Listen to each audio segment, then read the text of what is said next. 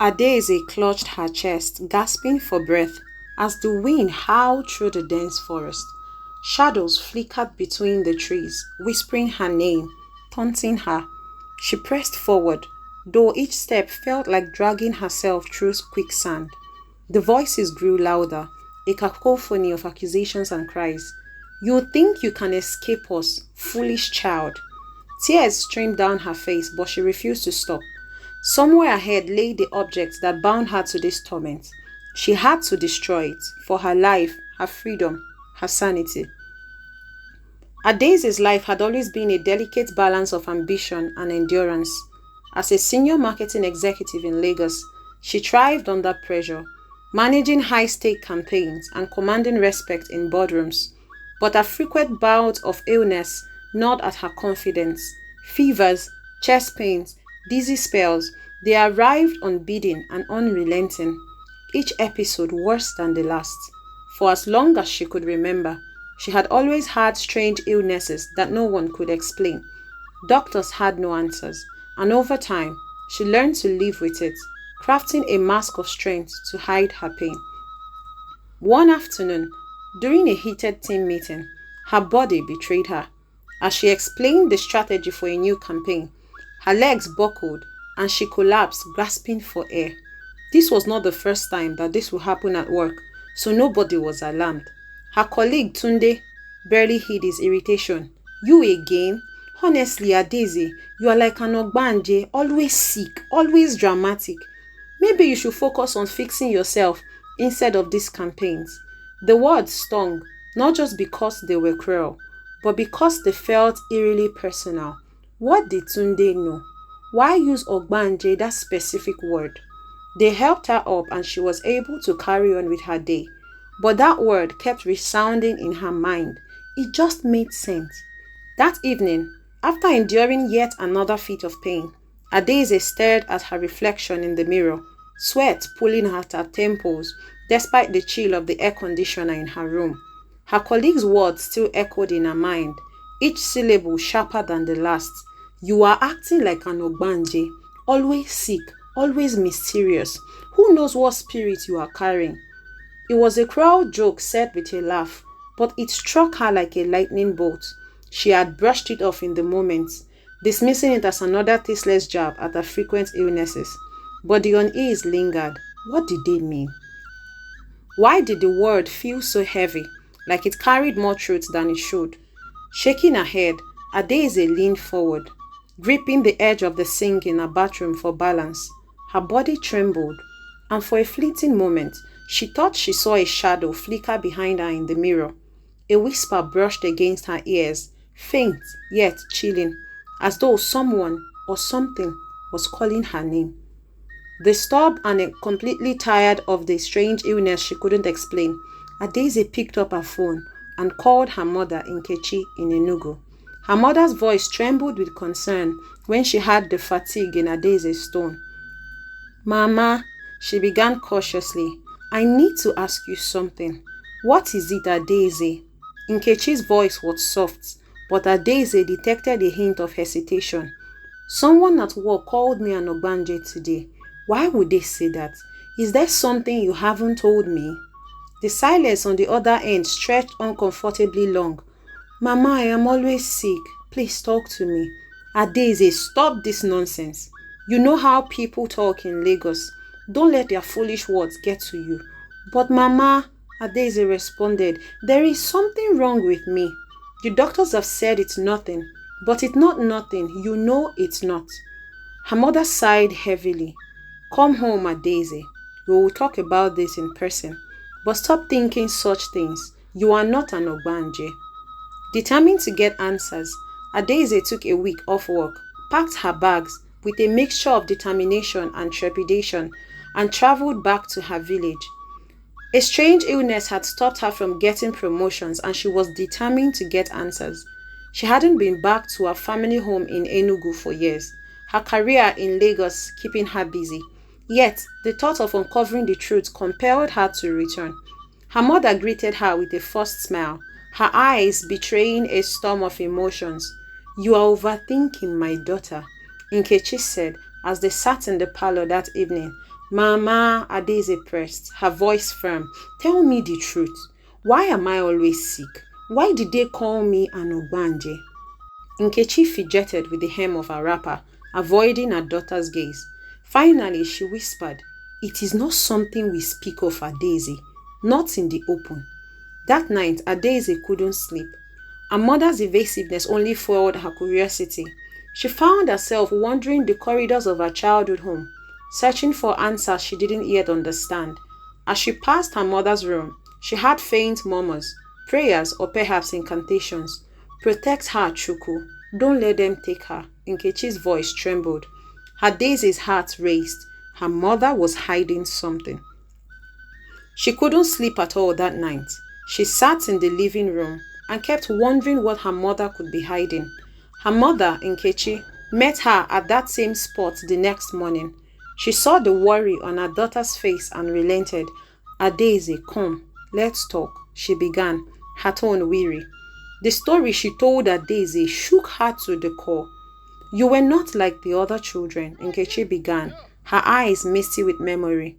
When you were born, the midwife said you had the mark, an Ogbanje child, one who comes and goes, bringing torment to their family. But I refused to believe it. I prayed, I fasted, I begged the gods to let you stay. Adaeze felt the ground beneath her shift. So, I am an Ogbanje. Her mother shook her head fiercely. No, I fought for you. We buried your Iyuwa, the sacred object that ties an Ogbanje to their spirit world. We thought the connection was broken. But now, Nkechi's voice broke. Now I fear they are calling you back. Adaeze reeled. She wanted to dismiss it as superstition, but the evidence was undeniable. The illnesses, the whispers, the shadows. So her colleague had been right all along. I don't believe this, she said, standing abruptly. There is no such thing as Ogbanje. This is just stories. But even as she spoke, doubt gnawed at her. Determined to prove her mother wrong or right, Adaeze agreed to visit Nneka, the village healer. Nneka's reputation was legendary. People traveled far and wide to seek her wisdom, and Adaeze was convinced that if anyone could heal her, it would be she. Nneka's hut was small but imposing, surrounded by talismans and charms. The air inside was thick with incense, and Adaeze felt an eerie sense of déjà vu as she stepped inside, as though she had been there before, which was strange.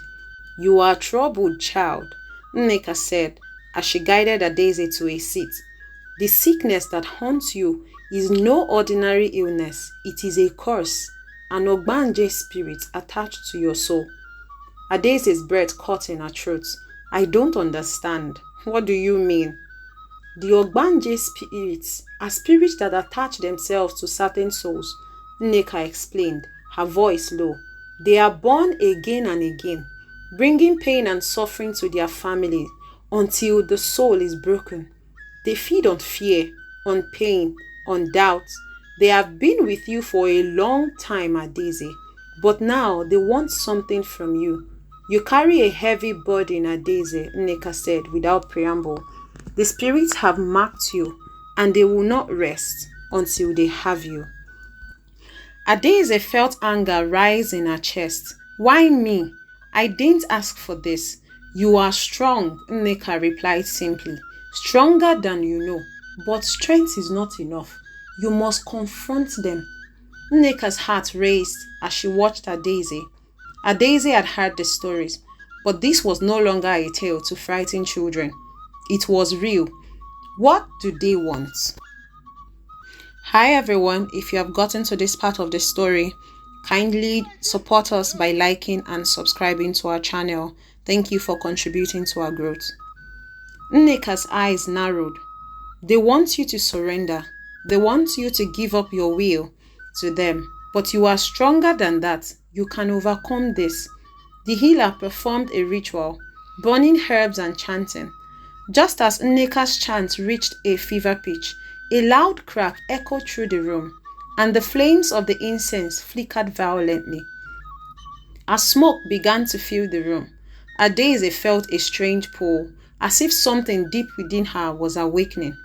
Visions danced before her eyes, fragments of another world, a place where laughter and sorrow intertwined. She saw children running through the fields, their faces familiar yet distant. She saw herself among them, laughing, until the scene twisted into darkness.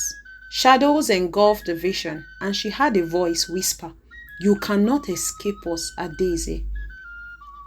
Adaeze woke from the trance, disoriented but determined. She decided to stay in the village longer, seeking answers and strength. But the closer she got to the truth, the more she realized something was wrong. Her mother's behavior became erratic. Nkechi avoided her questions, her prayers growing more frantic.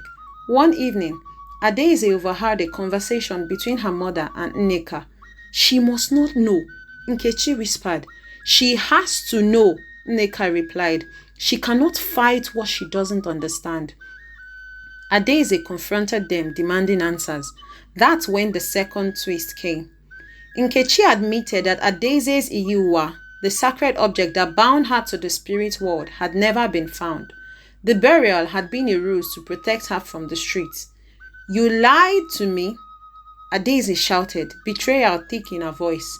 "I did it to protect you," Nkechi said, tears streaming down her face. "I couldn't lose you." Adaeze stepped away from her mother in annoyance as tears streamed down her face.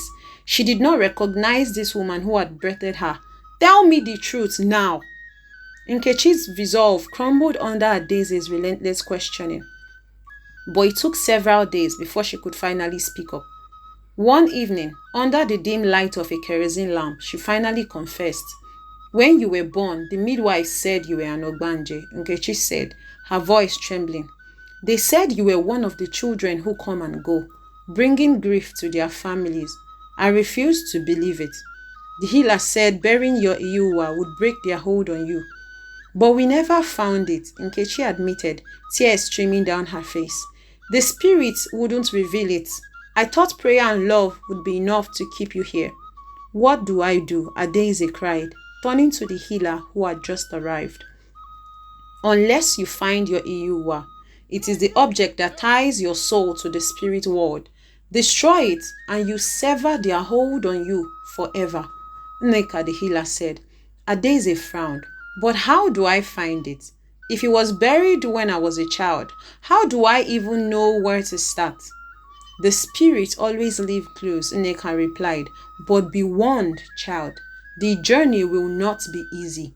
They will fight you every step of the way." That night, as Adaeze lay on the mat in her childhood home, she had the first of many visions.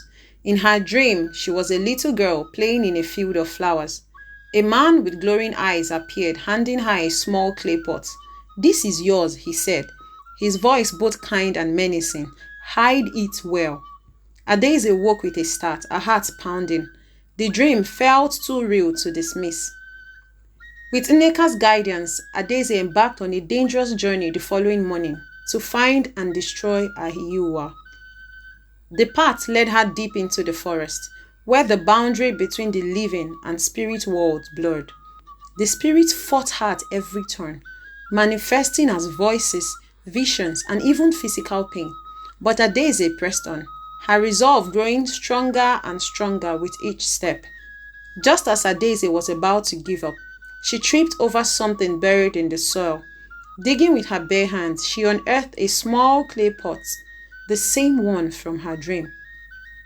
"This is it," she whispered, her hands trembling. But as she held it, the air grew cold, and a powerful force knocked her backward. The pot glowed faintly, pulsing like a heartbeat. "You dared to defy us?" the spirit roared. The spirit didn't surrender easily. As Adaeze prepared to destroy the Iyuwa, they unleashed their full fury.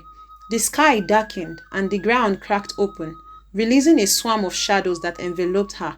"You cannot win," the spirit hissed. "You are ours." Adaeze fought back with every ounce of strength she had, clutching the pot tightly. Nneka had given her a charm to weaken the spirit, and she held it aloft, chanting the words the healer had taught her. The shadows recalled, their screams filling the air. They shouted in pain. With a final chant, she smashed the pot against a rock. The spirit let out a deafening wail as the pot shattered. It shattered, dissolving into the earth till it was no more. The shadows dissipated, the sky cleared, and the air grew still. The weight that had hung over her all her life was gone. For the first time, she felt truly free. When she returned to the village, she saw her mother and Nneka the healer waiting for her at the village square. Nneka greeted her with a knowing smile.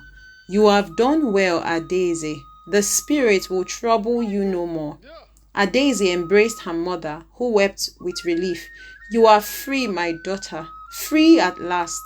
Adaeze returned to Lagos with a newfound sense of purpose. She no longer feared her past or the unknown. She was Adaeze, strong, resilient, and unbroken.